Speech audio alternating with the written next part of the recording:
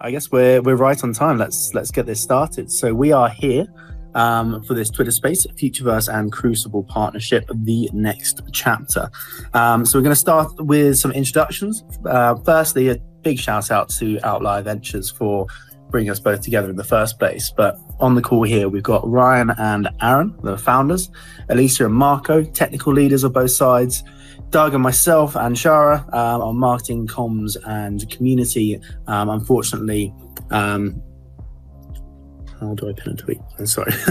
Unfortunately, Alex isn't able to join us. But Ryan, do you want to introduce yourself for people that are new here and don't know who you are? Sure, yeah. So just for context, the Open Meta page is it's Doug, who kind of leads marketing and storytelling for us. Alistair, who's just speaking, is our head of community. We also have Meta Mike here, who's on the team, working with a lot of developer relations, kind of creative economy type things. Alicia is our product and technology lead. And then in the room with you, we have Agu and Tom and Chris are devs and engineers. Chris is on Unreal, Tom is on Unity, and Agu sort of bridges them together with Web3 architecture. We have about 10 on our team. I'm not sure how many will join, but that's who's here. So yeah, I won't take up too much time.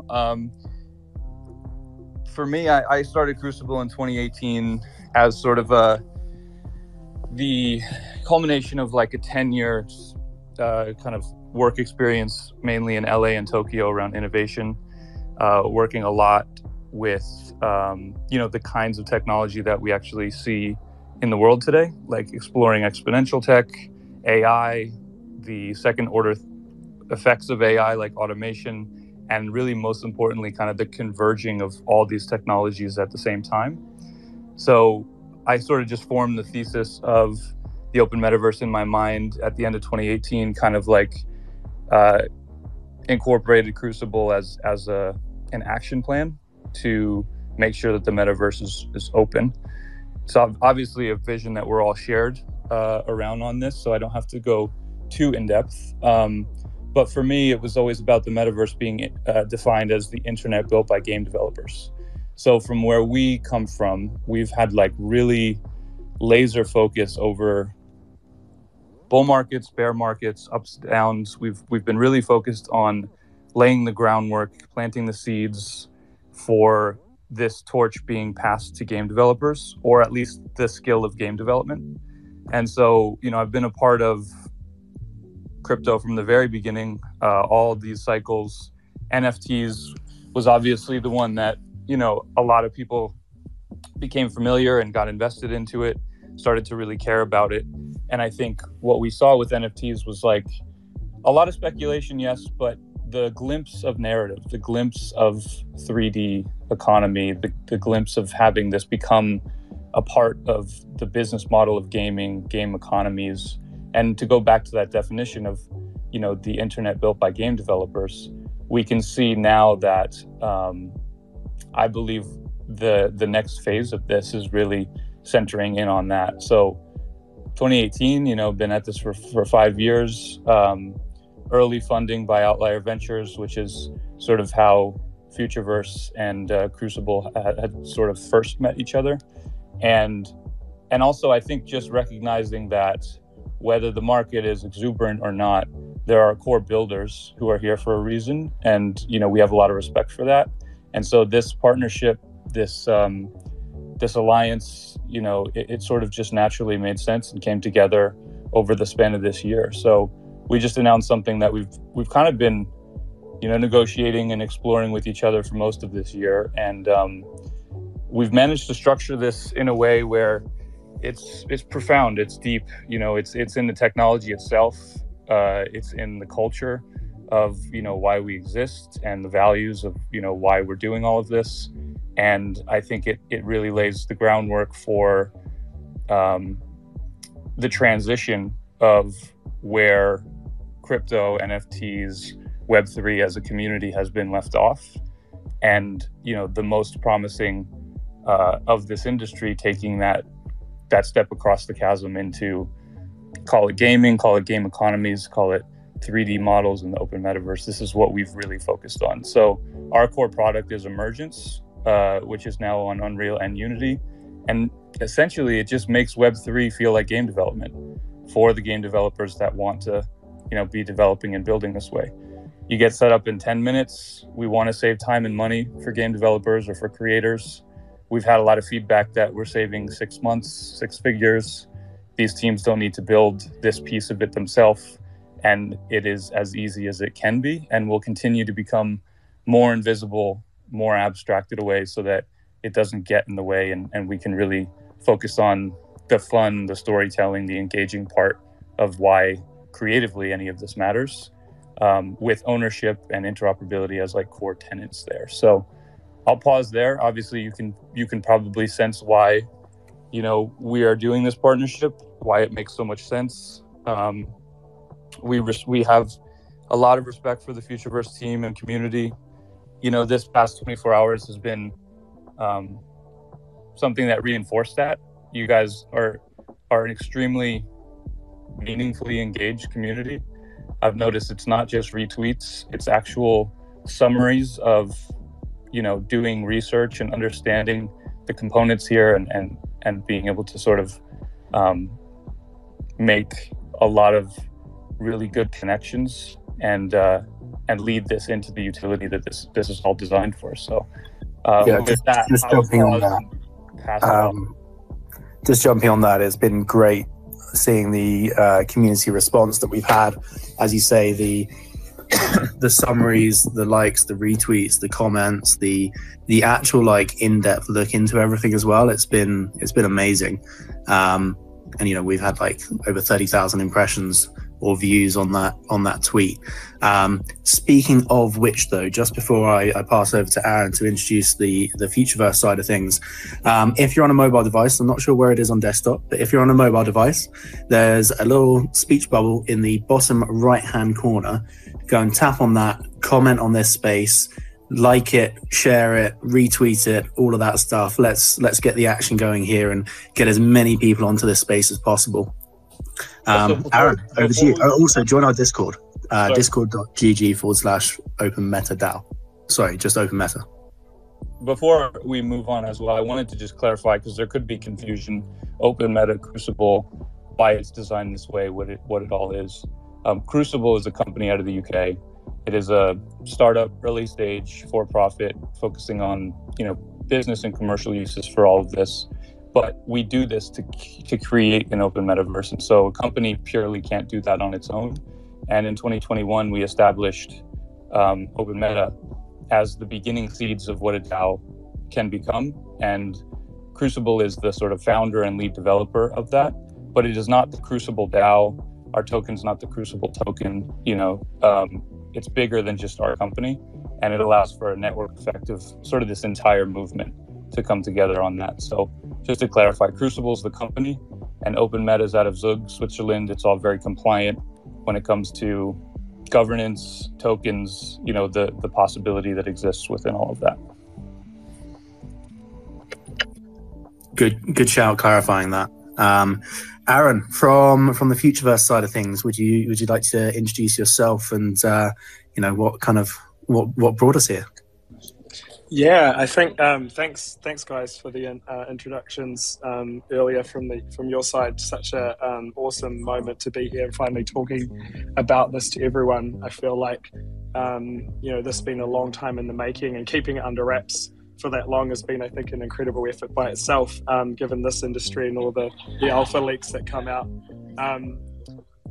So Aaron McDonald here, co-founder and CEO at Futureverse, also joined by two of my other co-founders, Shara and Marco. We kind of are both in the extended Outlier Ventures ecosystem, so it was natural that we were going to bump together at some time. We've been talking for a while. We've had like interactions deeper than that. Elise has been helping us on the Futureverse side for a while. And so had kind of deep insight into what Ryan and the team were thinking. And when it came time to have a conversation about how that could grow deeper, earlier this year, it just felt really natural. You know, the things that the Crucible team are building complement what we're building. Their philosophy complements our philosophy, and together, you know, it's one of those situations where 1 + 1 = 5. You know, the capability that this team has had to get traction in a segment of developers which is really hard to reach, which are naturally adverse to this particular technology, has been really incredible.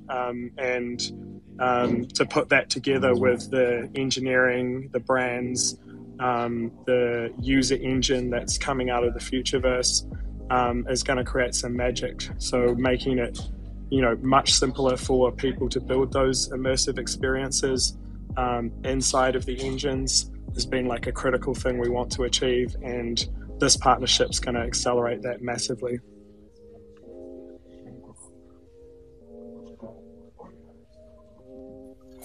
Awesome. Yeah, it's very exciting times ahead. You can definitely feel the buzz from both of our communities off the back of this, and you know what it might hold.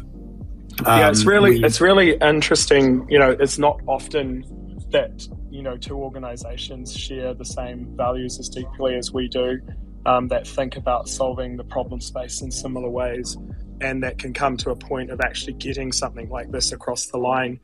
Like Ryan said, it's actually very deep and very strategic, and these deals aren't easy to do. And so the fact that there was both willingness and compatibility in that process speaks a lot to how we're going to work together going forward and make this, you know, move from the start of something beautiful into something that's world-changing.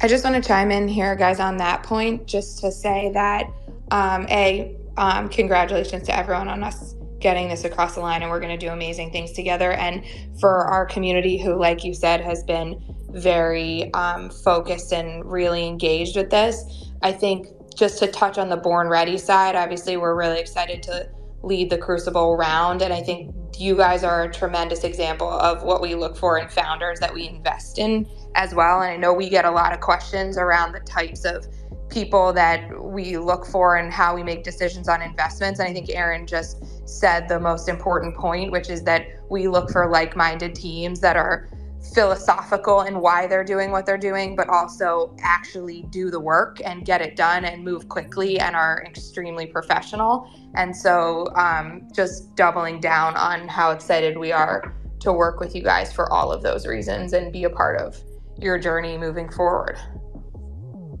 Thank you. We feel the same. This has been it's been a nice sort of training wheels phase, you know, the kind of extended months of doing this together as a team, and it definitely shows, I think, what the coming years will be. And really it speaks to the whole concept of the open metaverse, because in that process, even before we'd talked any terms or done any deals or signed any papers, we were, you know, sharing the deep, dark reaches of our roadmaps with each other and explaining how we felt different technology could come, you know, solutions could come together. And typically when you have two companies in those situations, they do the opposite. They ham up and they try and keep secrets and they try and win one over the other and hide their IP. And just to see that process that we went through of sharing leading up to this moment speaks a lot about the open metaverse itself and the context in which we are operating in and the things we're trying to do and the way we're going to change the world. Aaron, maybe I can jump in here. It's Doug. I attended a space. I've been working in the metaverse. My first post about the metaverse was in 2006. So I feel like I've been around the block with the metaverse a little bit. And I attended a space where you made a comment. You said, there is only one metaverse. And like, I literally jumped out of my chair and started, you know, screaming for joy because it was so nice to hear. You know, you hear so many people say, oh, we're building the corporate metaverse, the music metaverse, the fashion metaverse. But I loved it that you said there's only one metaverse. And I think it's an interesting place to start as kind of like a big picture of when you use the term open metaverse, what does that mean for the folks in this room, for the players, for the builders, for the creators? Why is it important that there's only one metaverse? Yeah, I think, and if you've followed me for a while, this won't be news to you. But for those who are new and listening, our kind of view, and I think it builds on what Ryan said earlier, is that this is just the internet growing up and going through its next phase, and it really comes down to a few things. First of all, it's not some destination that we're going to. It's not a place. It's not a game. It's not an application. There is no a metaverse. There is only the metaverse. And the metaverse is the collection of interoperable applications and experiences built on top of user-owned data and content. That's a succinct way of putting it. And so the key things that are important to that are, user-owned, which is something that Web3 delivers, interoperable, which is the thing we're working on with Crucible, and games and immersive experiences, which is what we talked about earlier, or Ryan talked about earlier, about how the internet's evolving to this more immersive space. Now, if we go beyond that, like philosophically, and actually literally, we're in the metaverse already. The society we have today is as much a digital society as it is a non-digital society. You can't take the digital out and still have the world that exists today. There is no digital economy and non-digital economy. There's just that economy. If you take the digital out, it doesn't exist. It collapses. And so the metaverse is the thing that's all around us now. The change that's happening is that tools are coming out that are making it easier for people to build immersive experiences on the internet. And that's where the gaming bit kind of comes into mind, both in the way that applications are designed, so they contain game thinking, even if they're not a game themselves, and the spaces where activity happens feels more like game environments. And the tools that we're creating, the AIGC tools, for example, and the infrastructure tools, and the tools that Crucible are creating, bring those things to life for developers and for end users. So they can now, instead of just being able to create a page on a social media site or just being able to create a website, now they, with the same ease, can create these rich immersive applications. And as a result, that's what the internet will become as a user experience. So that's how we see the metaverse. It's not an application, it's not a game, it's the internet, just in a different form. Yeah, I think that's huge. And just to jump on that point, the technology and the metaverse that we're in and are existing in and have experienced so far, like if you look at it, email is a form of of metaverse, but where it started was a very transactional interaction. Like you went there to do something, to message someone, to get something in return, and now we're building these tools where it can become immersive, where people want to be there to have fun, not to just consume or give. Yeah, totally. It's a place we can live a part of our lives. So underneath all of that is infrastructure. It's tech. It feels a lot like over the last year we've been building the tool. You talk about the tools. Could you take us beneath the stack a little bit and talk a little bit about how Emergence and Root Network and FuturePass and Futureverse and I'll invite as well Alicia up to the stage, who's head of product at and overseeing Emergence. If you guys want to comment a little bit about how does the big vision get supported by this partnership? Yeah, I think maybe if Alicia can go first and tell people what the Emergence toolkit is, and then we can kind of talk about what sort of things we want to put inside it. Yeah, great.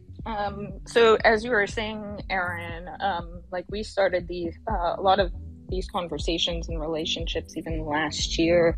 And I remember on our side, we were actively working on Emergence and really saw that there was this great synergy between both of our companies.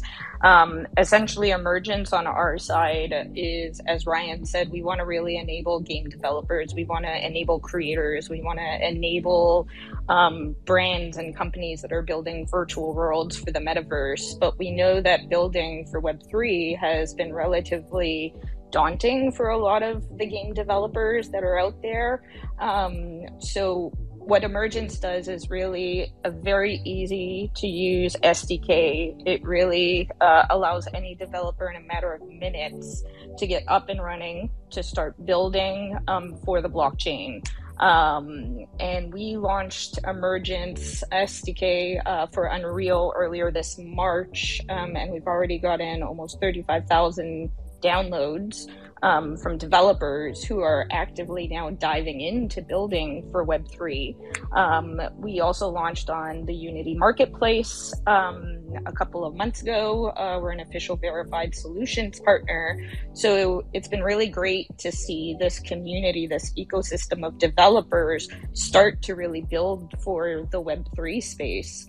And getting to work closely with you guys on the Futureverse side, it's really exciting now for us to be able to get the root network integrated into Emergence, to be able to allow your community, your ecosystem to easily start diving in and building for the root network as well.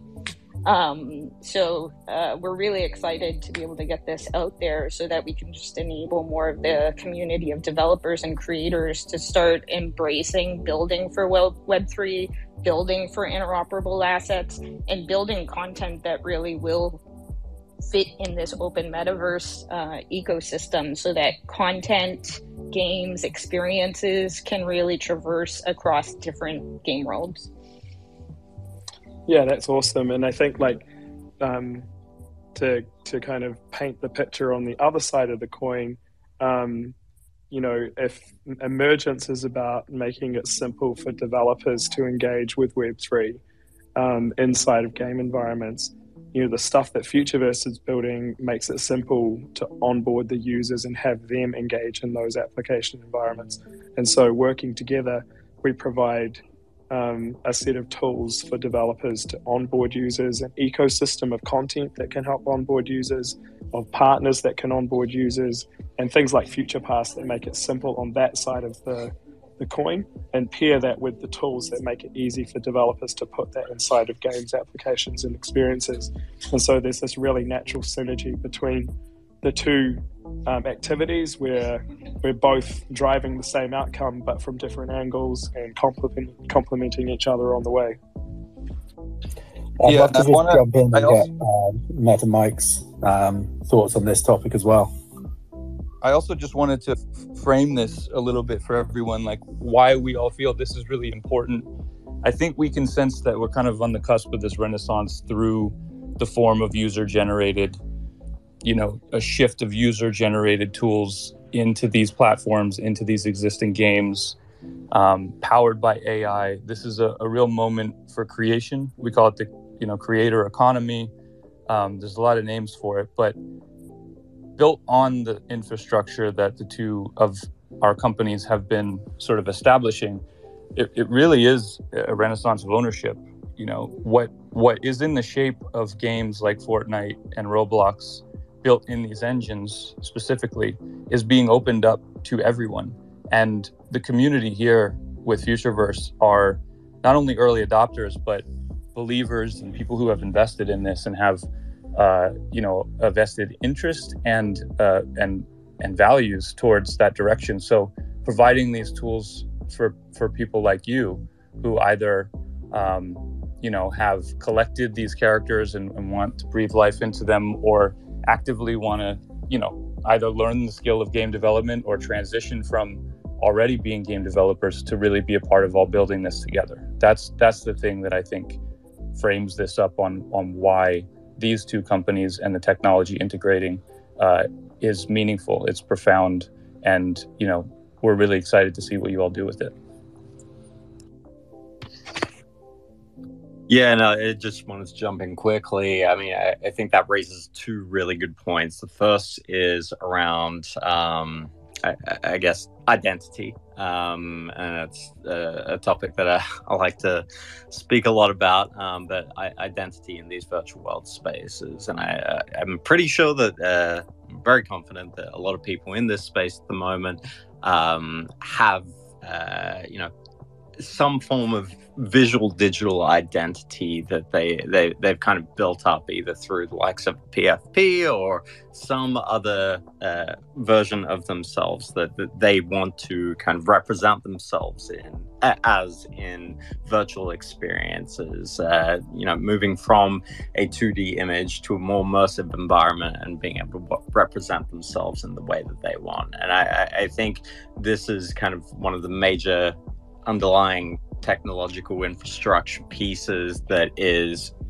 so crucial to the concept of an open metaverse, something that allows for interoperability of these assets, for persistence across different spaces. And with emergence, we can do that for anyone wanting to build in Unreal and Unity, but also it's about enabling people that may see themselves as creators but may run away at the thought of becoming a game developer. I've seen over the last couple of years so many people that, including myself, that are not game developers. They are not people that would label themselves as developers. They are people with creative interests that believe in this vision of open virtual worlds that are interoperable, that are social, that are persistent. But they start to create, and they start to utilize AI tools to do that creation. They start to download Blender and play around with 3D modeling. But eventually, those skill sets add up, and we can see it with younger generations building in Roblox, building in UEFN, other platforms that we are now the barrier to entry for creative process and for building creative experiences is becoming lower and lower. And so I think it's not only about enabling game developers, but enabling people that want to create to bring experiences to life and allow for people to experience those experiences in the way that they want to be experienced. So that's kind of my general thoughts on it. But I think really this type of technology enabling seamless integration of visual digital identity across platforms is crucial, and I really think that we're in a great place to be leading the charge in developing that. If I might just add something about what Mike was saying now, it's if we look at this, we're talking about a lot of technology here that is involved in making this possible. But let's just look at the video that was shared yesterday with the announcement of this partnership and what that means for the end users as well. We are making this technology, which is complex in itself, very, very simple to experience, to engage with. So the end users themselves have the best simple experience that they can have in the Web3 space.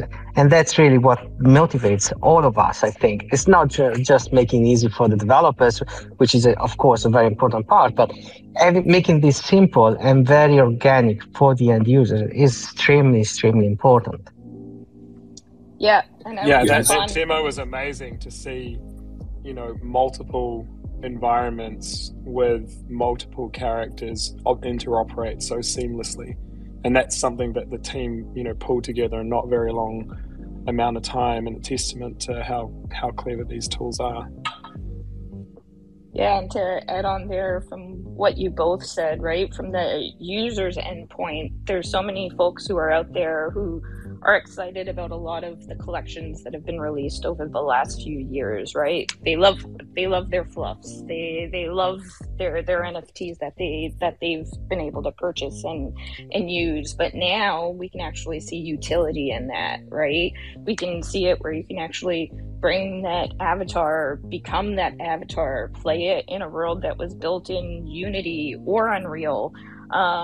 You can see it being used cross-platform. So I think it's a really exciting time for users from both the interoperability side, the ownership side, but also being really excited about what this is going to mean from an experiential side. We're really bringing utility and the technology that we're both building together are going to support this so that users can really start bringing their assets and using them in really fun and novel ways across any virtual world.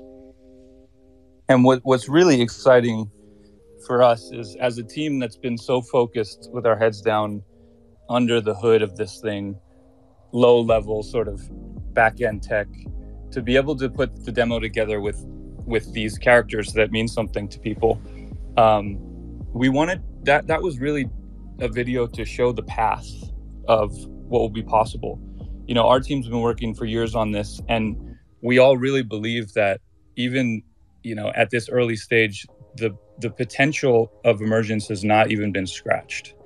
The functionality and the features we've designed and what it means to transition those into creativity and fun and the things that we've been promised so far with with NFTs and we're moving closer to, like, to transition from just purely that back end to now in the engine, aesthetically, creatively, with communities that are really invested. Like this is where it does get fun, and the capability of bringing that into the engine, integrating that with AI, it's going to be a Cambrian explosion over this next year of what's possible, and that's what we're most excited about.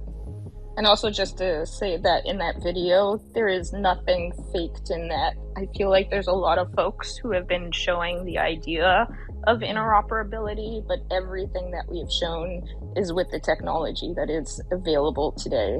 So just want to make sure this is real content, real out of the game engine, and we're really excited for users, developers, creators to get their hands on this and start building as well.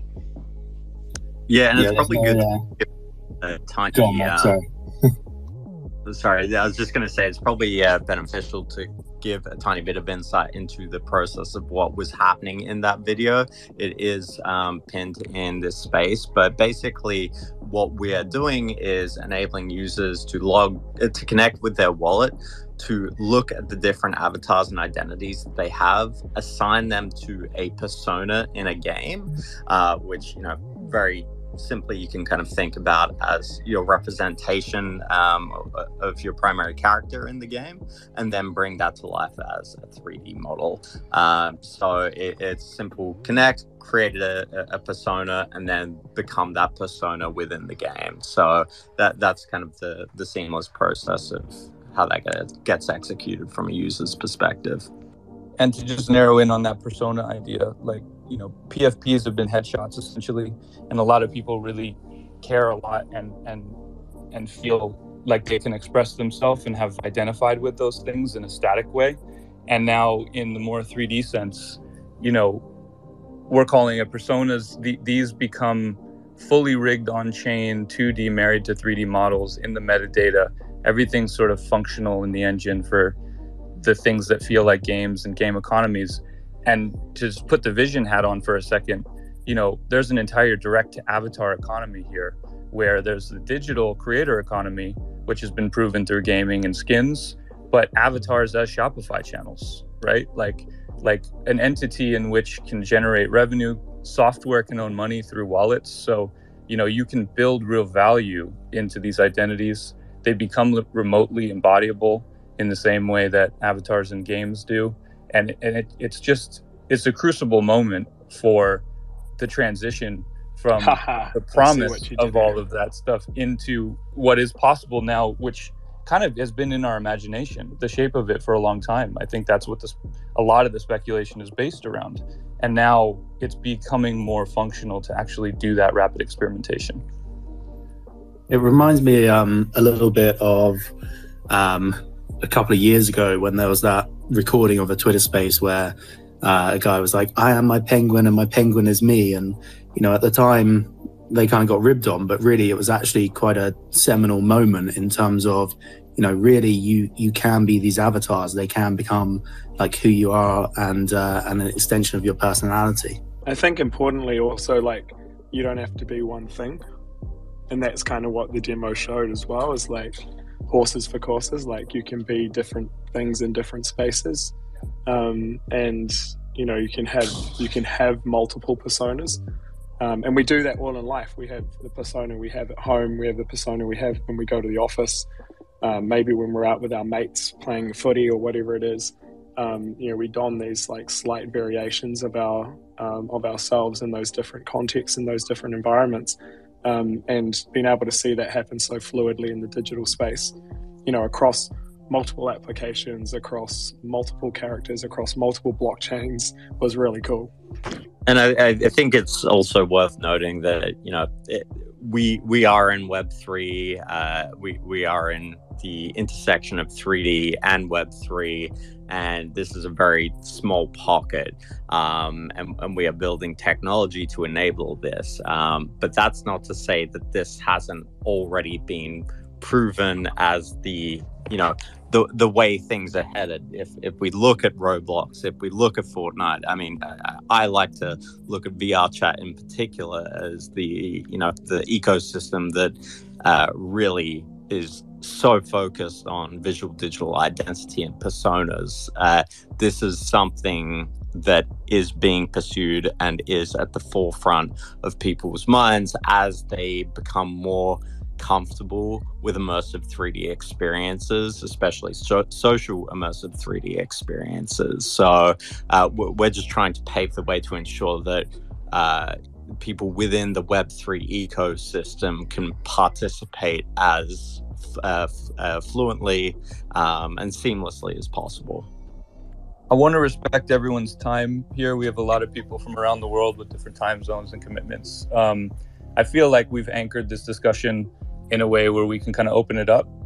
Again, just to reiterate the way that this started in the room, it's like these companies that build in Web3 obviously do it for community, do it for more than just the people who make up the company who are building the products. And so community 100%. is such an important equal part, and we want to make sure that there's that bi-directionality here even in the room. So if you guys are all okay with it, like, happy to open the floor. If there's anything that I cut off, I just want to respect time. We have the last half of this thing, so if let's get into it on the stage, for sure, speak them now, but otherwise let's start raising hands.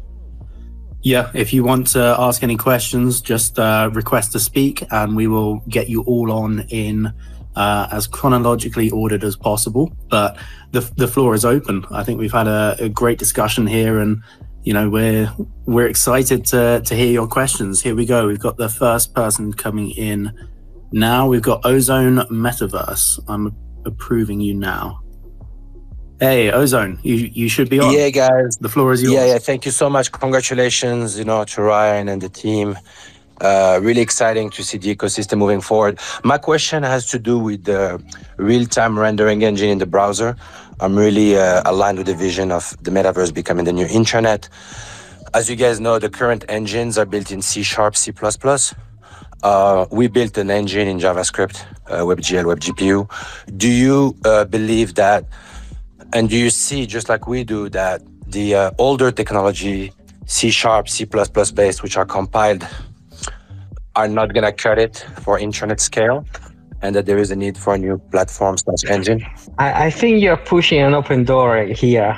It's very, very our own conviction as well that the browser itself, so and any environment where you can use JavaScript and open standards like the browsers in general, it's going to be the future. So not only one feature, but possibly the future of how the users will interact with this, with their assets, with their 3D models and their 3D games eventually, and what the browsers creators are pushing for and how they are progressing, moving forward on the web GPU and so on. It's really about making this possible. And it will come sooner than what we expect. Yeah, just a little bit on our heuristic with why starting with the engines. To come back to the internet built by game developers, these engines are where the independent world of game developers are. There's millions of them. These engines are built to be kind of open for independent what developers kind of to engines use. are they running by any chance? Just curious. Unreal Engine, which is an Epic property, and then Unity, which is a separate company. Have you ever heard of Endorphin by any chance? No, I don't think so. Endorphin's a pretty good engine company. I used to watch ECW wrestling videos on YouTube and watch Endorphin videos. But Unreal Engine.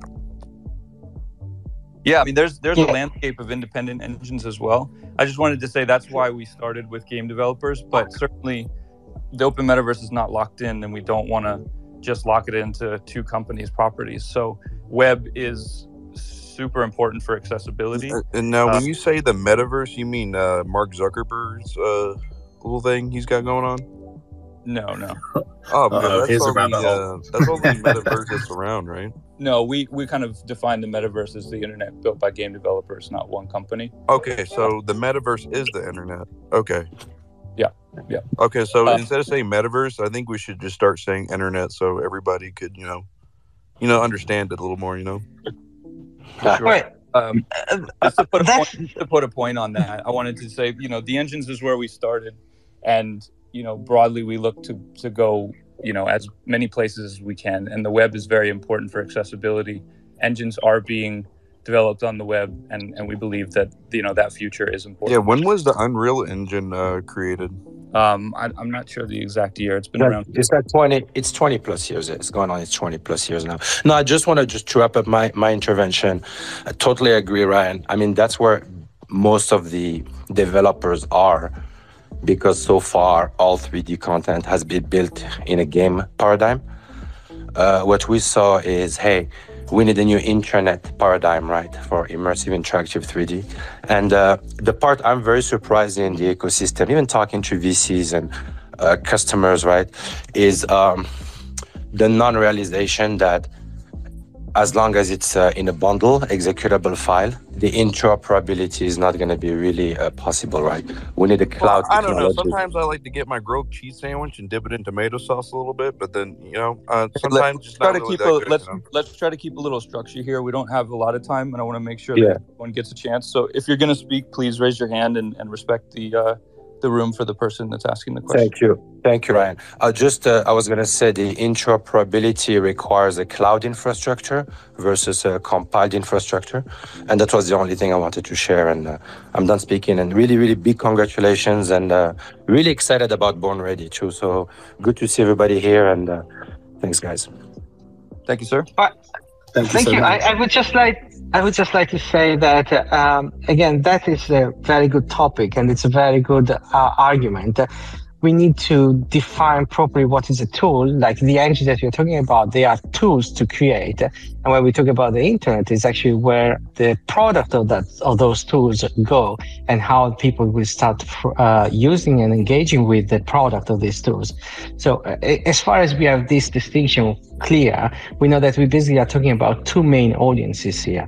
It's the group of creators, developers that want to do a game or an experience using those tools, and then the people that these games and experiences are targeting for different reasons, for pure engagement, to sell something, or to let them learn about something else, and so on. So me and Alicia actually spent a lot of time talking about this specific topic and how eventually we will get to implement the technology that is really required to do that, and to really become the full internet. And the metaverse can really be called the internet. I don't think they have any quads over there. Did you say quads? Hey, man, can you please not interrupt? We only have a certain amount of time. We really need to keep this thing moving. Thank you. Hey, can you show me how you do your beard? I want to get my beard like that. Let's keep this on topic. There's for beard grooming, you can come to me. We can speak asynchronously on this one. If you've got a specific question, then please share it. Otherwise, Build-O-Ver or Build-O-Verd, your stage is yours. Yeah, I just wanted to ask a question. I mean, I think some of us are in the room are very familiar with it, but I think Futureverse is probably one of the most underrated technologies or functions of the Futureverse. So I was just wondering if we could speak a little bit more on that and how it can kind of integrate with all the Crucible people that they could onboard. Alicia, do you want to disclose how we're going to do this? Let's dive in. Sure. Yeah. Maybe also So, just to give context to the room, I even had this question saying I think it would be good to share a bit more about what is FuturePass, and then we'll talk about the integration steps. FuturePass is basically our way of creating an account, something that follows you wherever you go as a user across the entire metaverse, the entire internet.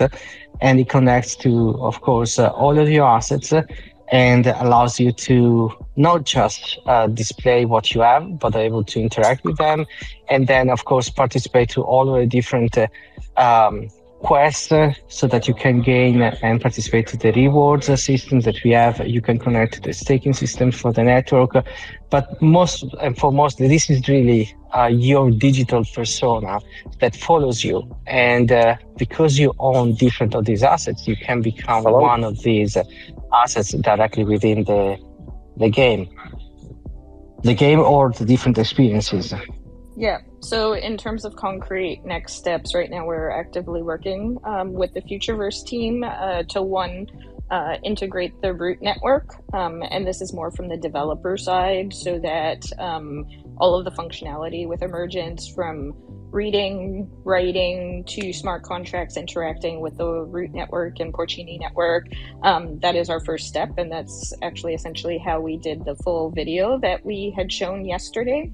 And now the second step for integration, and this is more from the user side, as Marco said, is to work on integrating into both of the game engines the ability for users to log in with their FuturePass. I'll say what I love with FuturePass is that I can have multiple wallets, I can have everything and just manage that through my FuturePass. And then through the actual game world, I just need to worry about one login. So both of those aspects are what we are actively working on right now with the Futureverse team. Awesome. Thank you so much for the answers. Thanks for the question, Bildo. Fez, you're up. Stage is yours. Yeah, I'd like to know where does Silo come into play in this? It's a good question. So without revealing too much detail, and I think we've been kind of holding the line on this and pretty much all the community push, we've been working on quite a big change to the way Silo protocol works and the utility it provides to line up with what the Futureverse sees as the kind of gaps to fill in the infrastructure of Web3. One of the core things that will change as a result of that re-engineering of Silo is how it supports the sharing of asset information. And so I don't want to kind of burst the bubble on this spaces because it's a big topic and we want to give it the time and attention it deserves. As everyone knows, there's a lot going on at Futureverse, and we've been very meticulous about how we release the information so that it can be absorbed by the market and by our communities. And Silo is a big part of how we realize this vision, and we'll share more about that in the coming months before Christmas. I can just, from a technology perspective, I can just assure that we are not leaving any part of what we have been building or what the companies that have become part of the Futureverse have been building for so many years. And all of the achievements will just be brought, and we are just going to build on top of that and expand the potential of what was built until now. And of course, Silo has been one of the first to join the ecosystem, and their product is extremely interesting. And what we can do now, where we can go next, is really, really, I would say, magical. Yeah, 100%. We've still got 10 minutes left for questions. So if anyone has any questions, please request to speak. We will invite you up on stage, and then we can, answer them as best we can. Obviously, there's some other topics that we can't expand too much on, but if you have any questions, then please request to speak. In the interim, while we're waiting for some questions to come in, I think what's really interesting, or certainly what I think would be really interesting is, what does the future hold for this partnership? What is Crucible and Futureverse in 12 months' time? I can start it, and maybe Ryan can finish it. But I think our goal is to enable the infrastructure of the open metaverse, and that's something that we've been both working towards. And I think within 12 months' time, we're going to see a huge amount of traction towards that goal. We'll have multiple applications, experiences, brands with this technology integrated into it from our side. We'll be enabling, lots and lots of developers to consume these tools and create their own experiences to add to that. We'll be producing new projects out of our accelerators that are implementing the Emergence SDKs into their projects, and we'll be doing that as seamlessly as possible from the user's point of view. That's always been a mantra that we've been really deliberate about, is how can you make things simple and interoperable, and we'll achieve that goal and demonstrate it in lots of different ways over that 12 months period of time, and really create the first center of gravity around the open metaverse. And our horizon is in the direction of something I mentioned a little bit ago, a direct to avatar economy. And if these personas begin to evolve and bloom into real identities that exist in 3D, where's the business there? We look at direct to consumer as a shift that the internet went through with supply chain. I mean, you look through Avatar and the economy of avatars, like I said, a Shopify channel back to physical products, your path into the 3D version of the creator economy, and also a new form of media. So Doug and I spend a lot of time on narrative. All these characters come together, but we love narrative, like we love storytelling. These worlds are only important if they engage us with something. That could be a game mechanic, just battle royale, or what we see as a really fun potential new thing to explore is like, what are the narratives inside these worlds? Like, why do you feel close to these characters? What are the backstories of those characters? How is their context around the characters, the avatars, the worlds that you care about? That's fun, that you want to be a part of, that you want to bring friends to, that you want to spend time in. We see that there's maybe not the next 12 months in particular, but it will start to shape more into that direction. And I think we meet certainly another cycle of a bull market. A lot of this terminology has become bad words because of scams that have happened, but as we know, new cycles bring, new value. And when real things are being done, real fun things that people care about, they're not bad words anymore. They mean something, and they exist for a reason. And so, we really want to kind of focus in on the economy of that and how to continue to open that up for everyone. Awesome. We've got Money GCC up on stage, and 6 minutes left. So the floor is yours. Ask away, my friend. Okay. First, I just wanted to congratulate Aaron on today's Apex. I thought it was great. And really enjoyed watching that. And thank you. You're welcome. The other thing is Crucible helping the layman user? Because I'm trying to get my head around this a little bit. Is Crucible helping the layman user to create their own worlds and tell their own stories through this augmented reality, or through the metaverse, virtual reality? I think the combination of us, what we build and what Crucible build, enables that to happen. And so we're kind of, the intersection of those two things, where we can build the tools that sit around how users can create content, and Crucible helps bring those to life in an interoperable way inside of game engines.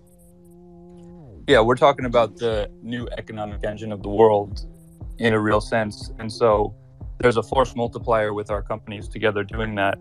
There's a real skill set and expertise technically with game engines and game development, but very soon we see a world where these things can be manifested, through generative interfaces and more intent-based things. If you can articulate it, you can create it. So the tools themselves aren't really the competitive edge anymore, as much as the system that tools are incorporated into it. And the IP. And I think that's another like really exciting thing about this partnership is, you know, as tools become ubiquitous and you can argue, you know, tools arguments over and over again of whose is the best and why it's the best or why it's not. But at the end of the day, you know, humans kind of have this funny thing to incline towards brands they understand and trust. And so, you know, we can bring technology to the table together that's powerful and show people how it should be done. And we can back that up by bringing users through those brand partnerships and IP partnerships too. And I think, you know, for a little snippet of like how these things can come together, you can imagine what we showed at the Apex Summit, where a user can go in and interact inside of a Unity or Unreal environment with their avatar, and the process to get their avatar in there and start that interaction is enabled by Crucible inside of that game engine. And I got it now. Back to the Futureverse APIs that produce the inputs that come through the Crucible SDK into the engine. I got it now. I was able to make the link now. I was having a hard time deciphering exactly what Crucible was doing on top of the overall network, and thank you for clearing it up. Yeah, they're the guys inside the engine, making it all connect and make it seamless and easy for developers to interact with if they know how to build inside of those engines. Yeah, I would say a strong ethos on both of our sides has both been on really focusing on developer experience, but also the user experience. And through both of our companies, through both of our tools, our focus is really on how do we make developer tools, SDKs, that are very easy, very seamless for developers to use, something that fits already with their workflow as developers, right? And demystifying everything around the Web3 side. So make it as easy as possible for the developer. And then equally through all the front-facing tools, everything we're exposing to the users, make it as seamless and easy as possible. So I would say that's really one of the core ethoses that I think both of our companies share. And that's why I think this is, for one, such a great collaboration between our groups.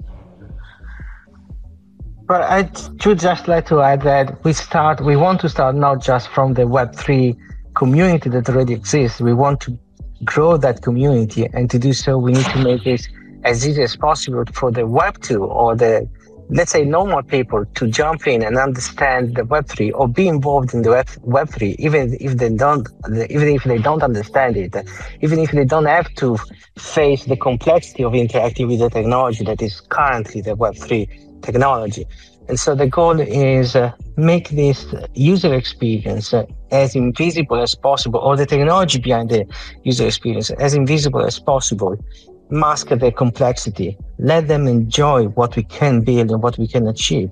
And then eventually, when they want and when they are ready, these new people can start discovering what's the Web3, what does that mean, what are the patterns and the paradigms that the Web3 can bring to them, and how they can leverage that and can improve their own life as well. But the first point is really to bring this technology to the masses, to the people, in a way that they don't even have to know that they're talking about Web3. 100%. It's abstracting the complexity away from the user. And if that makes developers' lives easier, then that makes the end users' lives easier as well, because, you know, like as much as possible as it abstracted prior to that endpoint where they have that first touch, which is huge. And that's how we're going to get adoption. You know, like just looking at kind of wider Web3 and Web3 wallets, and, you know, the onus on the individual to look after their security and that side of things, you know, that's a big step for normal folk coming into, and it transpires over into the games world. And I think what we're working together here, and like what we've achieved already in making that so much easier, is huge and invaluable as well. But sorry, I see Aaron's about to talk. I'll let you crack on. I was just going to say on that note, unfortunately, Marco and I have to jump. We've got another really cool person we're going to talk to in the next call we're on. So, and Shara too, possibly. So, really want to say thanks to everyone for joining the space, and it won't be the last time we get together and yarn on these topics. Just want to convey our absolute excitement around what this partnership holds. One of the most exciting things we've done this year, I feel. So congrats to everyone for pulling this together, and thanks to our community for being there for us along the way. And we hope to show you more cool things that have been enabled through this. Yes, awesome. Matt, congratulations all around. This was meant to be a silhouette and just the beginning, but you can feel the energy, you can feel the vector of where this is traveling to, and now we're a big family. So this is only the beginning. We'll respect commitments and schedules, and so we'll close the room here pretty soon. But wanted to just express gratitude to the Futureverse team, the Futureverse community, my team for putting on long hours of hard work, working through bugs to get us here, as I'm sure the Futureverse team has as well. There's a lot of work that goes on behind the scenes. It's not always shared publicly, but we're doing it to keep it open. That is the direction of it all. So thank you for your trust, and we're excited to keep going. Yeah, thank you so much for tuning in, and we will catch you on the next one. Thanks very much. Also, join our Discord, discord.gg/openmeta, and make sure you follow us. Speak soon. Bye-bye. Cheers. To an end, and we will see you same time next week. Thanks very much for watching. If you enjoy this content, smash that like button, hit subscribe, and maybe consider watching one of my other videos. Bunnies up!